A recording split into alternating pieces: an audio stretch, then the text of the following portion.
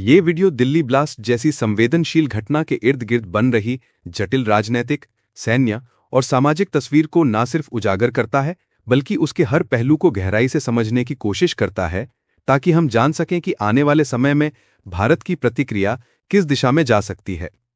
और हम जहां सिर्फ तुरंत फौरन जवाब की बात नहीं कर रहे, बल्कि एक संरचित, बहुआयामी रणनीति की बात कर रहे हैं, जिसे भारत को बरतना चाहिए। शुरुआती निष्कर्ष और सार्वजनिक फुटेज ये साफ करते हैं कि ये घटना किसी दुर्घटना की तरह नहीं थी, बल्कि योजनाबद्ध आतंकी कार्यवाही थी, जिसमें जैश ए मोहम्मद का किसी मॉड्यूल का सीधा हाथ दिखता है। और इसलिए अब सवाल यह है कि शॉर्ट टर्म में किस तरह का उत्तर देना सबसे प्रभावी, कानूनी और दीर्घकालिक रूप से सुरक्षित रहेगा। पहले लेवल पर भारत के पास ऑप्शंस को हम तकनीकी और राजनीतिक दोनों दृष्टिकोणों से टियर कर सकते हैं। एक सीमित और लक्षित प्रतिकार, जिसमें intelligence driven precision strike, drone आधारित प्राइसिशन ऑप्स और हाई रिस्क वाले लॉन्च पैड या लॉजिस्टिक्स नष्ट करना शामिल होगा, ताकि संदेश कड़ा जाए पर सिविलियन हानि और अंतर्राष्ट्रीय आलोचना कम रहे। दूसरा लेवल होगा बड़ी सैन्य कार्रवाई, जो तब विचारणीय होती है जब स्पष्ट राज्य स्तर की जवाबदेही सिद्ध हो। ऐसी कार्रवाई के कूटनीतिक और रणनीतिक लागत काफी ऊंची हो सकती है।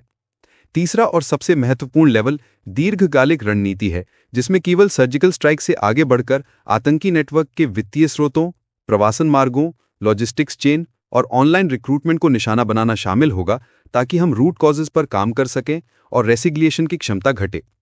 साथ ही साइबर और इलेक्ट्रॉनिक वॉरफेयर टूल्स का प्रयोग करके हम आतंकियों की कम्युनिकेशन और इंस्ट्रक्शन चैनलों को बाधित कर सकते हैं। यह सब तभी कारगर रहेगा जब इंटेलिजेंस पुख्ता, जांच परख साफ और निर्णय प्रक्रिया केंद्रीय रूप से सुसंगत हो। पीएमओ, एनएसए और सीडीएस और संबंधित सेवाओं के बीच समन्वय। अब बात करते हैं जोखिम मैनेजमेंट की। किसी भी जवाबी कदम से पहले भारत को एस्केलेशन कंट्रोल मैकेनिज्म पर विशेष ध्यान देना होगा, यह सुनिश्चित करने के लिए कि प्रतिक्रिया सीमित रहे और अनियोजित पारंपरिक युद्ध में तब्दील ना हो। इसके लिए बहुत जरूरी है कि हमारी साझेदार कूटनीति, विशेषकर अमेरिका, रूस, चीन और मिडिल ईस्ट पार्टनर्स के साथ लगातार सूचित रहें, ताकि भारत को अंतर्राष्ट्रीय वैधता और समर्थन मिल सके और किसी भी तरह की वैधानिक चुनौती का सामना आसानी से बने। साथ ही भारत को पब्लिक कम्युनिकेशन पर भी रणनीति अपनानी होगी। मीडिया में संयम, तथ्य आधारित अपडेट और पीड़ितों के प्रति संवेदनशीलता ये सुनिश्चित करेगी कि अफवाहें और अटकलें सार्वजनिक माहौल को जहर न करें और नागरिकों का विश्वास बना रहे। सैन्य ऑपरेशनल विकल्पों के व्यावहारिक पहलुओं पर बात करें तो हमारा अनुमान ये है कि शुरुआती चरण में सबसे अधिक संभावित और व्यावहारिक विकल्प इंटेलिजेंस ड्रिवन प्रिसिजन हमले होंगे। ड्रोन, सीमित एयर स्ट्राइक या स्पेशल फोर्सेस की लक्षित कार्रवाई उन लक्ष्यों पर जो पुख्ता सबूतों से जुड़े हों। इन ऑप्शंस का फायदा यह है कि राजनीतिक और मानव लागत अपेक्षाकृत कम रहती है और संदेश कड़ा होता है।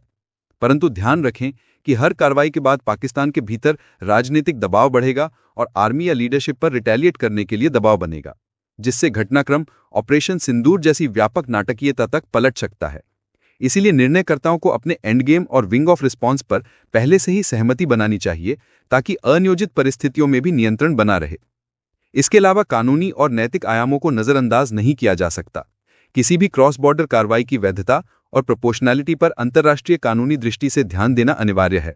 इसलिए सरकार को अपने कागजात, इंटेल रिपोर्ट्स और जस्टिफिकेशंस को इत्मीनान से तैयार रखना होगा, ताकि बाद में किसी भी तरह की आलोचना या कूटनीतिक दबाव का सामना प्रभावी तरीके से किया जा सके। आर्थिक नियंत्रक हथियार भी विचारणीय हैं। आतंकियों के फंडिंग चैनल्स को अंतर्राष्ट्रीय वित्तीय संस्थानों और साझेदारों के माध्यम से टारगेट करना, इसलिए भारत को एफएटीएफ जैसे मंचों पर सक्रिय और सबूत आधारित ठोस कदम उठाने होंगे, ताकि वित्तीय जालों को काटा जा सके। सामाजिक मानव पहलू भी उतने ही महत्वपूर्ण हैं। हमले के बाद राष्ट्रीय मनोबल, पीड़ितों और स्थानीय समुदायों के बीच सामाजिक एकजुटता बनाए रखने के लिए सरकारी और सिविल सोसाइटी की भूमिका निर्णायक रहती है। राहत कार्य, पारदर्शी जांच और पीड़ितों को न्याय की त्वरित प्रक्रिया बड़े पैमाने पर भरोसा बनाती है। अब तकनीकी तौर पर क्या क्या संभाव्य विकल्प हैं? विस्तृत चर्चा में हम कह सकते हैं कि प्रिसिजन ड्रोन स्ट्राइक या लॉइटरिंग म्यूनिशंस जैसे विकल्पों की सफलता का निर्भरता इंटेलिजेंस की गुणवत्ता, फील्ड सिग्नलिंग तथा सीमित साइड इफेक्ट्स पर है। पर मैं यहाँ किसी भी तरह के ऑपरेशनल टैक्टिकल डिटेल में नहीं जाऊंगा, क्योंकि ये संवेदनशील और खतरनाक हो सकता है। हमारी चर्चा रणनीतिक स्तर पर ही बनी रहेगी। एक और बड़ा पहलू है सार्वजनिक और राजनीतिक स्वीकार्यता। किसी भी बड़ी कार्रवाई से पहले होम फ्रंट की तैयारी, मीडिया मैनेजमेंट, अंतर्राष्ट्रीय संवाद और संसद या सुरक्षा संस्थानों को सूचित करना आवश्यक है, ताकि देश के अंदर एकजुटता बनी रहे और राजनीति का गलत इस्तेमाल ना हो। अंत में मेरा मानना है कि इस वक्त भारत का सबसे बुद्धिमानी भरा रास्ता होगा तेज, लक्षित और इंटेलिजेंस ड्रिवन प्रारंभिक जवाब देना, साथ ही दीर्घकाल में network neutralisation, financial tracking, cyber disruption और क्षेत्रीय कूटनीति के जरिए आतंकवाद की पुनरुत्थान क्षमता को खत्म करना। और हाँ, आपकी राय हमारे लिए महत्वपूर्ण है।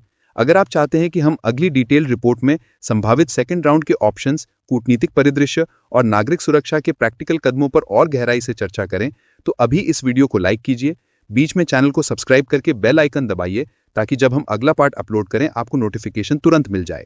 और इस वीडियो को अपने मित्रों और परिवार के साथ शेयर करके ये सुनिश्चित कीजिए कि ज़्यादा से ज़्यादा लोग इस मुद्दे की गंभीरता समझें। नीचे कमेंट में बताइए कि आपके ख्याल से भारत का अगला कदम क्या होना चाहिए, precision drone strike, cyber ops, वित्तीय दबाव या कोई और तरीका। और अगर आपके पास कोई विश्वसनीय इंसाइट या सवाल है तो उसे साझा करें ताकि हम सामूहिक रूप से इस पर और शोध कर सकें। अंत में, अगर आपने अभी तक सब्सक्राइब नहीं किया है तो अभी सब्सक्राइब कर लें, लाइक और शेयर जरूर करें और नोटिफिकेशन ऑन रखें ताकि आप हमारे आने वाले इन डेप्थ एनालिसिस मिस ना करें। वीडियो देखने के लिए धन्यवाद, अपना ध्यान रखें और जय हिंद।